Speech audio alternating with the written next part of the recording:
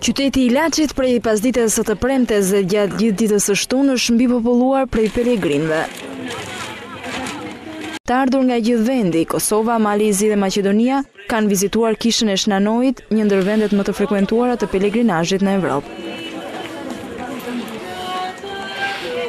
Sot përfundon rituali i 13 të martave, duke shënuar ditën e Shnanojit, që festohej edhe në kohën e diktaturës, por besimtarët në atë periudhë kryenin fsherazi, rritet në kishë. Ju realizu ëndra, ka qunin në Greqi, shkon e vjen i martuar, e ama ka vdekur tashti. Do më thënë, unë e kam provë, edhe fëmin e kam bajt vetë në kopësh ku kam qenë fshat. Kam ardhur në qefta se po ta merrnin vesh na fusnin brenda. Për të na plotësuar dëshirën për mbarësi, shëndet, jetë. Kemi dëgjuar që bën mirësi për çdo gjë që t'i plotëson dëshirat e çdo allë që ka.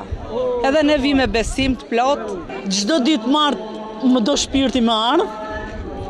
Edhe çfarë tham, ka bën mrekulli.